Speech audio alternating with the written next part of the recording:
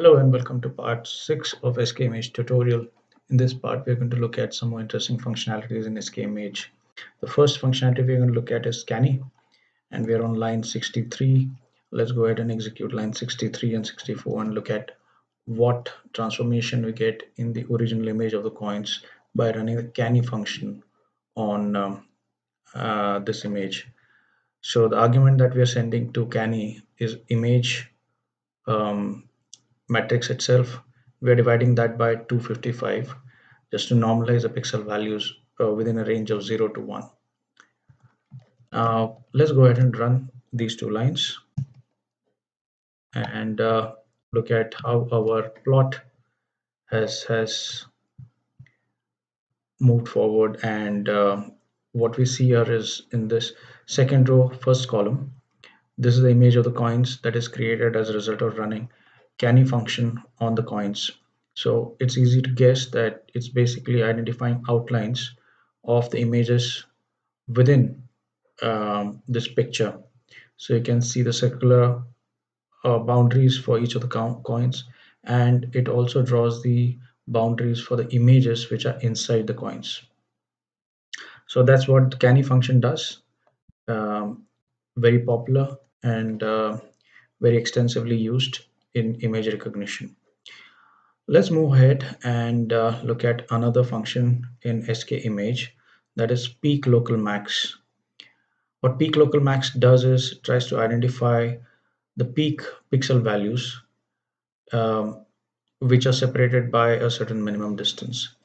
So in this case, we are going to keep the minimum distance as 20, and let's basically first go ahead and run these lines of code from line number 68 to 75 and see what effect it has. So let's go ahead and run it and look at our image. So look at this. So you see some red dots appearing on each of the coins. So what these red dots are denoting are the points where the pixel values are the maximum in that region. And minimum criteria we're specifying for identifying these red dots is that they should be separated by a distance of 20. Now, frankly speaking, I'm not 100% sure what is a unit for this distance. Is it the number of pixels? I guess it must be a number of pixels. I'm not 100% sure. If somebody gets to know about it, please do share it with me. So this is how it identifies the peak local maxima within the image. So this is how you call it. We get the coordinates of the peak local maxima, and let's try to print the coordinates. So it's already printed here. Let's print it once again just for clarity's sake. I'm executing line number 69. We're going to print the coordinates. So what you see here is the